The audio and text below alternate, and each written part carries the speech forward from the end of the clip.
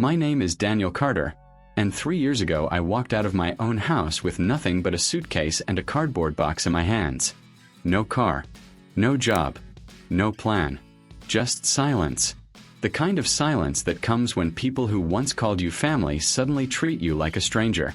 The front door closed behind me, and for a moment I stood on the driveway staring at the porch where my brother Mark and my cousin Tyler were watching me. Mark crossed his arms and shook his head like he had just witnessed something predictable. "You really thought you could handle Dad's business?" he said with a small laugh. "Come on, Danny. You've always been the dreamer." Tyler leaned against the railing beside him and smirked. "At least he tried. That counts for something, right?" They both laughed.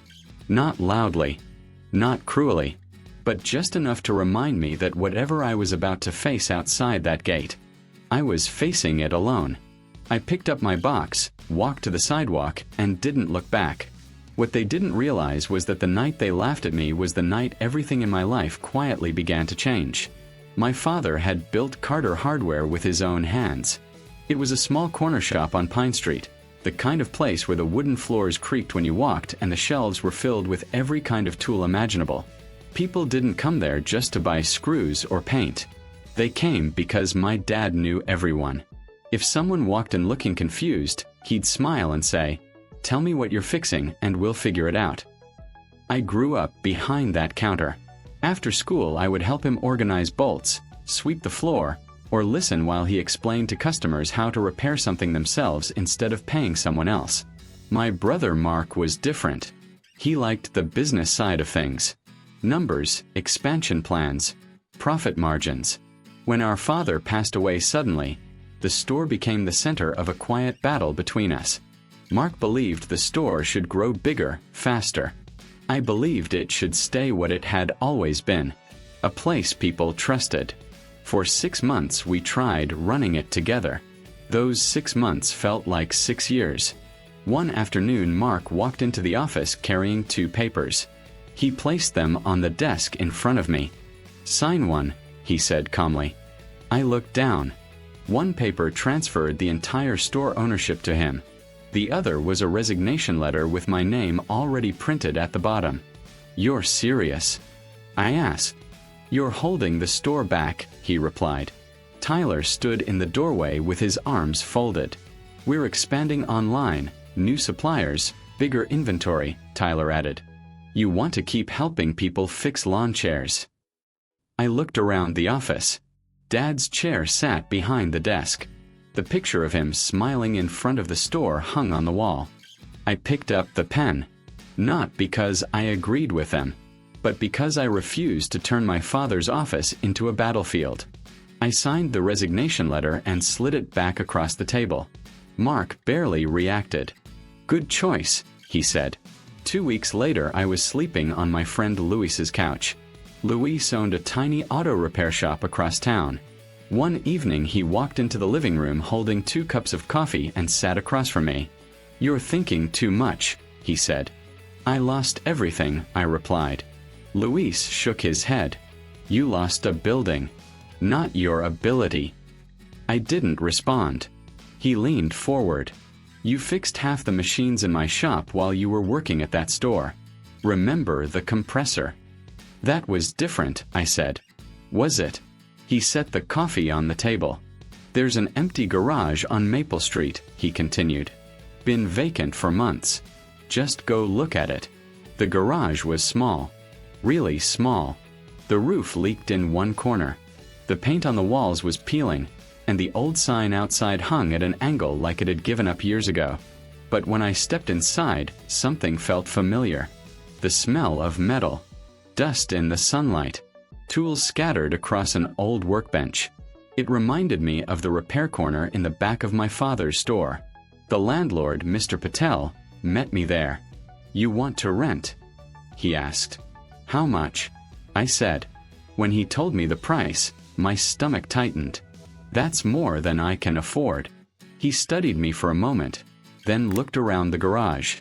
"First 3 months half rent," he said quietly. "Why?" I asked. He shrugged. "My father once owned a shop like this. Someone gave him a chance." The first week I opened the garage, 2 people showed up. One had a broken lawnmower.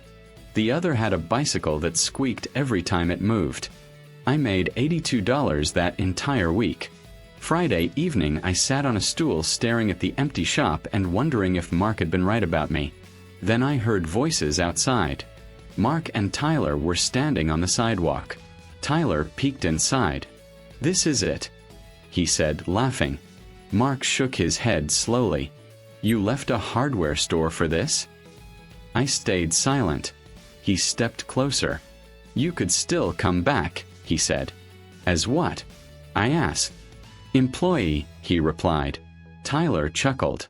"That'd be generous." They walked away laughing. After they left, the garage felt even quieter than before. For a few minutes I just stood there. Then I picked up my wrench and got back to work. The first year was the hardest year of my life.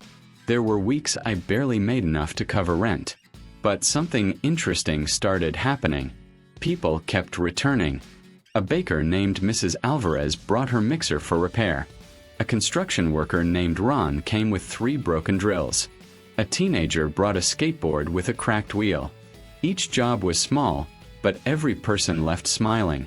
One afternoon, Mrs. Alvarez handed me a warm bag of bread. "You remind me of my father," she said. "How?" I asked. "He fixed things like they mattered." About a year and a half after opening the garage, a man in a suit walked inside carrying a heavy case. "You repair industrial tools?" he asked. "Yes." He opened the case. Inside were 5 large drills. All broken. I asked. "Bad parts from a supplier," he explained. I checked one. "Loose wiring. Cheap components." "I can repair them," I said. "How long?" 2 days. When he returned and tested each drill, he looked genuinely surprised. "You just saved my company thousands," he said. "What company?" Brennan Construction. Within months, their company began sending dozens of tools for repair. Then another contractor called. Then another. Soon the little garage on Maple Street had tools stacked from floor to ceiling. One evening Luis walked in and stared around the shop. "You're gonna need a bigger place," he said. I laughed nervously. But he was right. Then one morning my phone rang. A familiar voice spoke on the other end. "Daniel." It was Mark. "I need a favor," he said. "Our supplier sent defective tools." I leaned back in my chair. "And I heard you fix this kind of stuff now." "Bring them in," I said. When Mark and Tyler walked into the garage later that day, they stopped in the doorway. The place looked completely different. Workstations filled the room. Customers waited near the counter. Luis was repairing a generator, and my apprentice Jake was testing drills. Mark slowly looked around. "You're busy," he admitted. Tyler set a toolbox on the table. 20 drills, he said. I checked one and immediately recognized the cheap components. "Same supplier Brennan used last year," I said. Mark frowned. "How do you know that?" "I repaired theirs too." After inspecting everything, I wrote the estimate. Mark read the paper carefully. "You charge companies this little?" "It's fair," I replied. For a moment he didn't speak. Then he sighed. "I underestimated you." It was the first honest sentence I'd heard from him in years. 2 years later, the garage became a full repair warehouse. 10 employees. Contracts with construction companies across the county. But the biggest surprise wasn't the business. One Saturday morning, Mark showed up again. This time he wasn't carrying broken tools. He was carrying coffee. He sat across from me quietly. "I spent years trying to make Dad's store bigger," he said. "And?" I asked. I forgot why he built it. He looked around the shop. "You didn't." For a long moment we both stayed silent. Then he said something I never expected to hear. "Think we could work together again?" Not as rivals. Not as competitors. Just as brothers. I thought about the driveway that night. About the laughter. About the garage with the leaking roof. and about everything that had happened since. Finally, I smiled. Maybe, I said, because sometimes starting over doesn't mean you lost. Sometimes it just means you finally found the path that was meant for you all along. And the people who laughed first are usually the most surprised when they see where that path leads.